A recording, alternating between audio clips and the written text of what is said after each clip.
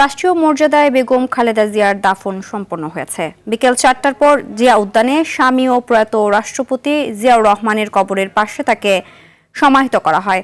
এ সময় তার পরিবারের সদস্যরা, 3 বাহিনীর প্রধান, অন্তর্বর্তী সরকারের স্বরাষ্ট্র উপদেষ্টা সহ বিএনপির কেন্দ্রীয় নেতারা উপস্থিত ছিলেন। রুদ্র রফিকের রিপোর্ট।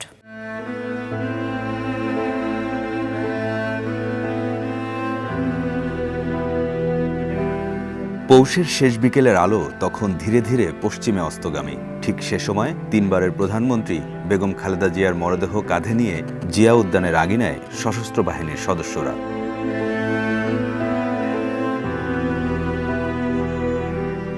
খালেদা জিয়ার মরদেহ নিজ হাতে কবরে রাখেন তার জ্যেষ্ঠ পুত্র ও বিএনপির ভারপ্রাপ্ত চেয়ারম্যান তারেক রহমান। ধর্মীয় রীতি অনুযায়ী সম্পন্ন হয় সব আনুষ্ঠানিকতা। একে একে কবরে মাটি দেন উপস্থিত সবাই। ধর্মীয় রীতি মেনেই শেষ বিদায় জানান জুবাইদা রহমান, জাইমা রহমান, আরাফাত রহমানের স্ত্রী শারমিলা রহমান সহ পরিবারের অন্য নারী সদস্যরা। সিলভার টিপ কন্ট্যাক্টে তৈরি নিরাপদ ও নান্দনিক ক্লিক সুইচ। ক্লিক সুইচ, নির্ভরতা জীবন জুড়ে। দাফনের পর গার্ড অব অনার দেওয়া হয় বেগম জিয়াকে।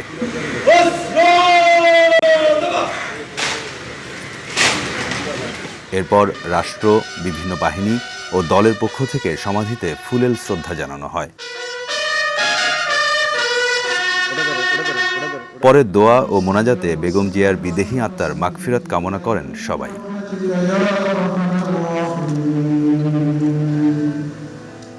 লক্ষ কোটি মানুষের অশ্রুসিক্ত ভালোবাসায় বিদায় নিলেন বেগম খালেদা জিয়া।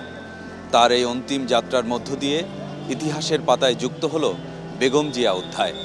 নেতাকর্মীরা বলছেন, তার এই শূন্যতা যদিও পূরণ হওয়ার নয়, কিন্তু তার পুত্র তারেক রহমানই এগিয়ে নেবেন গণতন্ত্র পুনঃপ্রতিষ্ঠার পথচলা। রুদ্র রফিক, RTV, ঢাকা।